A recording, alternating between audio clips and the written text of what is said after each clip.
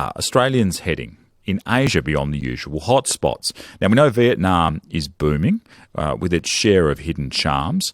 We've also got the Philippines. Travel writer Belinda Jackson will be with us next. Live across Adelaide on the ABC Listen app. You're listening to Rory McClaren on 891 ABC Radio Adelaide and South Australia.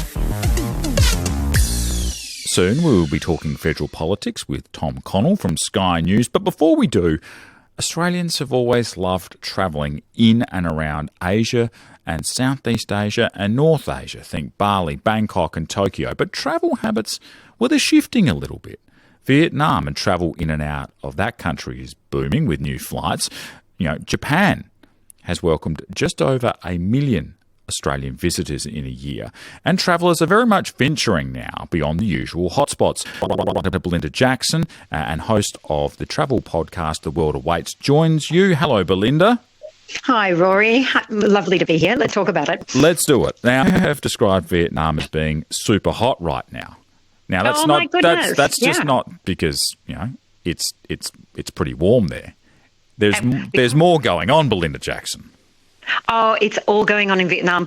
As you know, fabulous food, great destination, easy to get to. One of the things that's driving that big boost to Vietnam is the rise in low-cost carriers that are flying into both Hanoi and Ho Chi Minh City. So, and that wasn't always the case in the past. It was always a tricky little add a bit here and there on the flights going in. So it's a lot easier to get where you're going if you're in the north or you're in the south. The two are connected up by railways, great, the reunification rail, great rail journeys as well.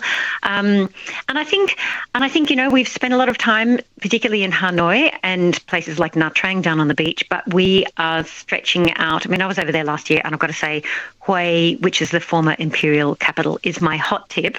Probably don't go in August because it might be a bit too hot because, the humidity is astonishing. But these sorts of places really are not explored in Vietnam. So that's, I think Vietnam is fantastic and it totally deserves it. I don't think it's going to be as saturated as walking down Seminyak in Bali. But, I reckon there's some amazing there's some amazing flight specials going on at the moment too, and that is what's fueling the boom.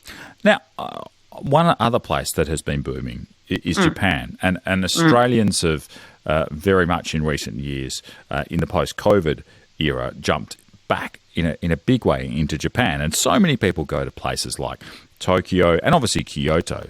But there's so much more to Japan than just those two cities. Look, as you said in the intro, more than 1 million.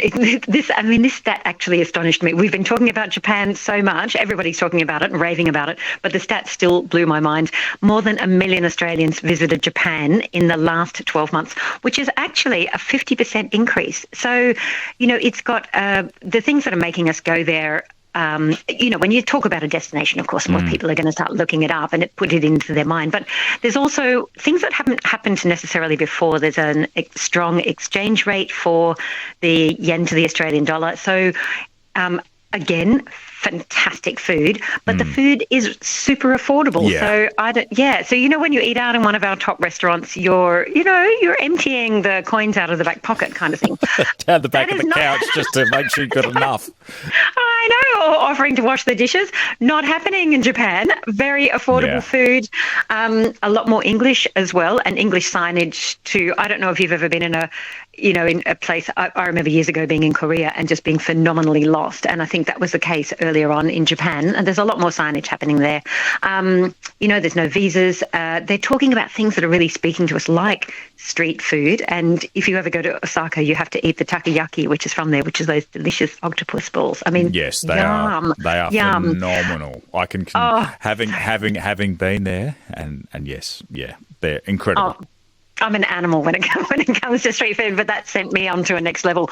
But so the thing is too, we've always been going to Tokyo, super, super hot, Kyoto even hotter, to the point where locals are actually saying, well, hang on a second, we still need to live here. How can we manage that? And one of the things that the Japan Tourism Board is doing is talking about places outside those major areas. Can I just say, if you jump on your internet and you take a look and you want to look for something to do in Japan, I would Google Gifu, which is Gifu, and thatched roof houses, and you will find the most divine A-framed timber houses covered in snow. They've got artisanal crafts. It's these sorts of things, I think, that are really piquing our interest, aside from the sort of lost in translation thing that's happening in Tokyo. So I think we're going back to the countrysides, and Japan's a funny one. You know, it's really hung on to. It's hanging by thread a lot of its old crafts and experiences and handmade food, and I think that travellers are going to start picking the country apart a bit more for that sort of thing. And the way we're travelling too. I mean, the bullet trains, amazing, fantastic, but also there is an encouragement to slow down in Japan. So cycling tours, massively big at the moment, and you can do things like cycle between islands down and from Honshu to Shikoku, which is really interesting. It's a 70-kilometre route, and you're going over suspension bridges. Everything is, of course, supremely well organised with bike lanes and stuff. So you're not doing that thing where you're dodging large buses, which I think is a bit of a downside to when you're trying to do a cycling trip. And of course, those hiking trails, the pilgrimage routes, the Kamano Kodo is an absolute biggie. So I think the way that we are looking at travel and the things, we don't want to be chasing geishas through the streets of Kyoto. I think not great form. This is really the new way of travelling, and we love it. And that's why there's so many people going there. It is 29 minutes to 11. That is the voice of Belinda Jackson, travel writer and podcaster. We are talking travel on the morning's program. Belinda, before you go, let's talk about the Philippines. It is a place I haven't been to, but should I be putting it on my list? Oh, look, I think the Philippines is always overlooked. It does present phenomenal value. You don't need a visa to go there, and the beaches, and particularly if you're a beach and you're a diving and snorkeling person, I think it's really one to put on your list. Manila, super fun, but it is a gridlock car park. Love it. And Boracay, the last time I was there was everyone with kissing Korean honeymooners. My hot tip in the Philippines is Palawan, which is one of the major islands off to on the west of the country. The diving, the life here, you're looking at things like taking boats through karst islands. Think Halong Bay without all of the tourists in there. So if that's what you were looking for, I would be popping that one on the radar. Again, great sales at the moment for flight sales. And if you're booking ahead, and it often doesn't conform to having to fly in the school holidays, which if you've got kids is an absolute bonus for that. So pop it on the list. Belinda Jackson, travel writer and travel podcaster at The World Awaits. Thank you for your time this morning. Always a pleasure, Rory. Thank you. It is 28 minutes to 11.